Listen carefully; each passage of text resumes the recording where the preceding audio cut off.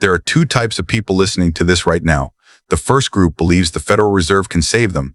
They believe their pension is safe, their property value is real, and that the dollar is forever. This video is going to terrify them. The second group, they know something is wrong. They feel the ground shifting under their feet.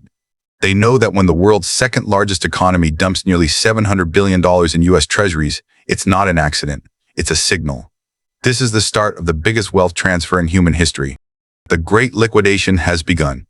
If you want to be on the right side of the trade when the dust settles, you need to understand the 4 stages of the collapse. Let me show you the map. Welcome to Fiscal Flair, where current affairs meet your wallet. If you want to protect your wealth while the rest of the world plays catch up, hit subscribe, smash that like button, and let me know your thoughts in the comments. We are tracking the money others are trying to hide. Let's look at the numbers, because numbers don't lie, only politicians do. China's holdings of US Treasury securities have just dropped to roughly $690 billion. To the average observer, that sounds like a lot of money still in the bank. But you have to zoom out. That number is a free fall from a peak of over $3 trillion back in November 2013. Now, the mainstream media will tell you this is just portfolio management. They'll say it's some harmless rebalancing between economies. But here is what you need to understand. This isn't a correction. This is the systematic dismantling of dollar dominance. And it is following a pattern so precise that every single reserve currency collapse in history has followed the exact same 4 stages. We aren't talking about a theory here. We are watching it happen in real time. This is the biggest coordinated move away from the dollar in human history. And if you understand the mechanism behind it, you'll see that what is happening isn't just predictable, it was always inevitable. Look at what happened on April 8, 2025. The VIX, that is Wall Street's fear gauge. It shot up to 52. Do you know when we've seen numbers like that before? 2008, during the global financial crisis. 2020, during the pandemic panic. That is it. Those are the only times. Markets don't price in fear like that unless they are staring at something systemic, something that cannot be fixed with a rate cut or a stimulus package. Meanwhile, the United States is running a deficit of about 6.3% of GDP. That is roughly $2 trillion a year, every single year. Foreign countries are holding $8.5 trillion in US Treasury securities as of December 2024. And here's the kicker. China has set up currency swap agreements with 42 different central banks.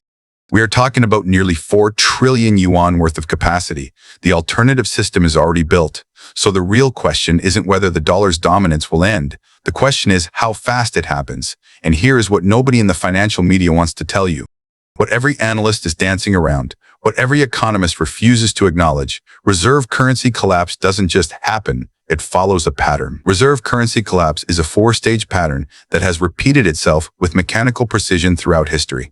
Let me break it down for you. Stage 1 is the setup. This is where a country that issues the world's reserve currency racks up massive debts to foreign nations, way more than they could ever actually pay back. Stage 2 is the debasement. That is when the country starts printing money to cover obligations it can't afford anymore. Stage 3 is the crisis of confidence. Foreign holders start selling, first slowly, then all at once. And stage 4 is the collapse. The old reserve currency gets abandoned. A new system takes over. This pattern has played out 3 times in modern history. Britain after World War II. The United States under Nixon, Germany in the 1920s. And right now, we are in the middle of watching it unfold again. China isn't attacking the dollar. China just recognizes that stage 3 has already started. Let me show you exactly how this works. Because once you see this pattern, you can't unsee it. And you will realize we are not heading toward a crisis. We are already in one. Stage 1 is the foundation. It is the trap. A reserve currency nation builds up external debts that are way beyond its ability to actually honor them. Here is how the trap works. Foreign countries accumulate your currency because they need it for trade. They hold it in their central banks. They use it to settle accounts. And the country issuing that currency, they get to live beyond their means. They import more than they export. They consume more than they produce. They spend money they don't actually have. Economists call this the exorbitant privilege. Basically, you get to write IOUs and the whole world has to accept them. But here is the catch. As more and more of your currency flows overseas, you create a growing gap. On one side, you have all these foreign claims on your currency, trillions of dollars held by strangers. On the other side, you have whatever gold or real assets you have backing it up. Eventually, the math stops working. You have way more promises outstanding than you could ever fulfill. The system becomes insolvent. But politically, nobody can admit that yet. That leads us to stage 2, the debasement. This is when the printing starts. The country faces mounting debts and obligations piling up, and there is really only one move left. Print more money. Expand the currency supply to meet commitments you can't honor any other way. Interest rates get pushed down to make the debt payments manageable. The government runs bigger and bigger deficits because domestic politics won't allow spending cuts. The currency supply grows way faster than the actual economic output or the hard assets backing it. This isn't some calculated strategy. It is desperation masquerading as policy. You have promised more than you can deliver, so you create purchasing power out of nothing. And for a while, it works. The world still needs your currency. Trade still happens.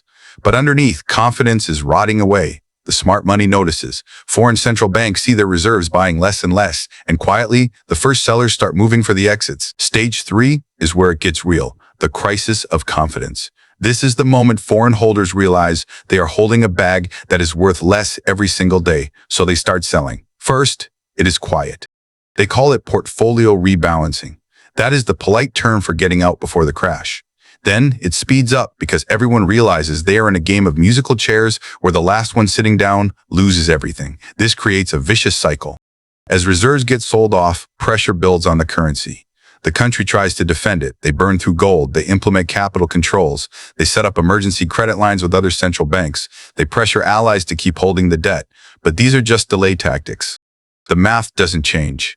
If you have 10,000 tons of gold, but you owe the equivalent of 100,000 tons in currency obligations, that gap cannot be closed. It can only collapse. It collapses through devaluation, through inflation, or through default. One way or another, the debt gets wiped out. Stage 4 is the end game. The old reserve currency gets abandoned, exchange rates fail, international agreements fall apart, and a new monetary order emerges, usually after a period of total chaos. No reserve currency has ever reversed course once stage 3 begins. Not one. The math doesn't allow for it. Now, let me prove this to you. We are going to look at 3 historical examples. Each one walks through all 4 stages. Each one shows you that what we are seeing today has happened before, and it ended the same way every single time. First, let's talk about Britain. The British pound after World War II. Britain came out of the war on the winning side, but financially they were dead. By the end of 1945, Britain owed £37 billion to other countries. Their gold and dollar reserves, 620 million. Think about that ratio, 6 to 1. They owed 6 times more than they could possibly pay. Stage 1 complete. The trap was set. Stage 2 kicked in immediately. Britain couldn't pay its debts, so they got loans from America and they started printing. In December 1945, they signed an agreement with the US. Part of the deal was they had to make the pound convertible again by July 1947. That meant letting people exchange pounds for dollars or gold, and when that day came, disaster struck. Within a month, the Bank of England lost $1 billion. Between August 10th and 15th alone, they burned through 175 million. Stage 3, the run on the currency. Everyone who was holding pounds rushed to convert them into something real. Britain suspended convertibility, but the damage was done. Sterling's share of global reserves collapsed from 81% in 1945 to just 11% by 1970. Second example, August 1971, the Nixon shock. This is the event that created the money system we are living under right now, and it followed the exact same script. By the late 1960s, America had spent way more than it could back. The Cold War, Vietnam, Great Society programs, all of it financed by printing money. By the 60s, there were way more dollars in circulation worldwide than America had gold to cover. At $35 an ounce, the math didn't work. Foreign central banks saw what was happening. They started converting dollars to gold. The gold started flowing out of Fort Knox. Then, on August 11th, 1971, the British ambassador showed up at the Treasury. They wanted $3 billion worth of gold moved from Fort Knox to New York. That was the signal. If Britain was demanding gold, the game was over. 4 days later, Nixon went on TV and suspended dollar convertibility. Stage 3. He called it temporary. It was permanent. And finally, the third example, Germany in the 1920s. The Weimar hyperinflation. This is what happens when the pattern runs its course at maximum speed. Germany had debts it could never pay. So, stage 2, they printed. Before the war, the exchange rate was 4 marks to the dollar. By July 1922, prices had risen 700%. Stage 3 hit like a freight train. Foreigners and citizens alike dumped the currency. The collapse accelerated beyond anything you can imagine. 48,000 marks per dollar in January 1923. 4 trillion marks per dollar by November. People used the currency to heat their homes because it was cheaper than buying firewood. The pattern completed in 3 years instead of 30. But the stages were identical. Setup, print, crisis, collapse. 3 examples, 3 different countries, 3 different eras. The exact same 4-stage pattern every single time. This isn't theory. This is historical fact. Now, let's apply this pattern to the United States in 2025. But before we look at America, we have to look at the victims. Because when the reserve currency catches a cold, the rest of the world dies of pneumonia. The fallout isn't theoretical. It is tearing through the global economy right now. Start with the Anglosphere. Look at Canada and Australia. These nations are trapped in a housing nightmare that makes the 2008 American crash look like a minor correction. In Toronto and Sydney, you have an entire generation locked in what I call mortgage prisons. They bought into the property ladder myth, fueled by cheap credit spilling over from the US. Now, with rates held high to defend against the dying dollar, variable rate mortgages are detonating. This isn't just a cost of living crisis. It is the systemic deletion of the middle class. Move to the United Kingdom. The post-industrial decline has turned into a stagflation death spiral. Pension funds are panicking because the gilts they hold are losing value against real inflation. The UK is suffering from a wealth gap that is rapidly turning into a wealth canyon. Now, look at the European core. Germany, the industrial heart of the continent, is committing economic suicide. They are facing deindustrialization at a pace we haven't seen since the 1940s. High energy costs and the green paradox are forcing manufacturers to shut down or leave. The chemical plants are closing. The car factories are stalling. Europe is realizing that its entire business model was based on cheap energy and a stable dollar. Both are gone. And finally, the Asian giants. Japan is fighting a losing war. The yen is collapsing because they are trapped in the carry trade death spiral. They can't raise rates without bankrupting their government, and they can't keep rates low without destroying their currency. And India? The global south is being squeezed. As the dollar oscillates, the price of gold and silver, the cultural savings account of billions, is becoming volatile, pricing the poor out of their own safety nets. This is the geopolitical horror nobody talks about. The United States is exporting its inflation to the rest of the world. Every time the Fed prints $1 trillion to bail out Wall Street, a family in Melbourne loses their home. A factory in Munich shuts its doors. A pensioner in London freezes in the winter. The liquidity crisis China triggered isn't just an American problem. It is a global demolition derby, and your local economy is the car getting crushed. So why isn't this on the front page of every newspaper? Why is the stock market still near all-time highs? It's called normalcy bias. It is a psychological state where people refuse to believe a disaster is happening even when the fire is burning their skin. The human brain is wired to assume that tomorrow will be roughly the same as today. We think that because the dollar has been king for 80 years, it will be king for 81. We saw this in 2007. The housing market was already cracking, but people were still flipping condos in Florida. We saw it in 1914, right before the guns of August. The optimists will tell you that technology will save us, that modern monetary theory means we can escape the old rules, that this time is different. Let me be crystal clear with you. This time is not different. It never is. Britain thought the empire would save sterling. It didn't. Nixon thought American military power would save Bretton Woods. It didn't. The pattern doesn't care about your military strength. It doesn't care about AI or tech bubbles. The pattern is mathematical.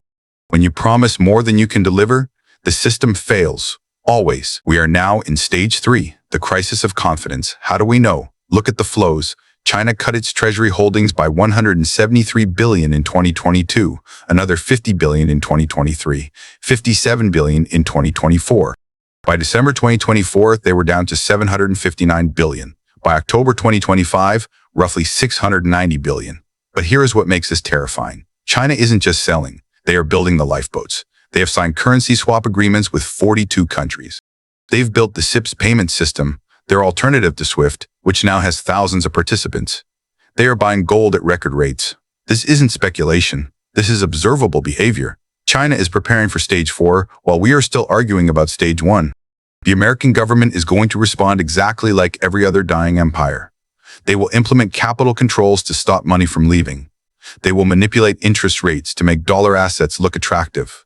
They will pressure allies like Japan and the UK to keep buying debt. But these are delay tactics. The math guarantees stage 4 is coming. The only unknown is whether the transition happens slowly, like Britain's 30-year decline, or instantly, like Germany's 3-year implosion. And looking at the speed of information today, looking at how fast digital bank runs happen, I wouldn't bet on slow. Now, this is the part where the optimists jump in. And to be fair, we have to listen to them. They have a strong argument.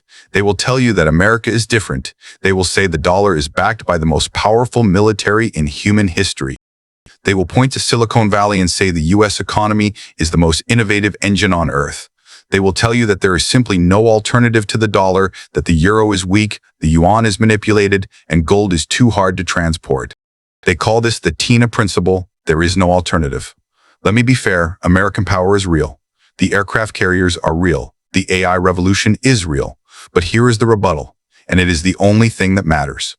Rome had the legions. Britain had the Royal Navy. Military power can secure trade routes, but it cannot pay the interest on $33 trillion of debt. You cannot bomb your way out of a math problem. As for innovation, technology is deflationary. It makes things cheaper, but the debt requires inflation to be paid off. These two forces are at war.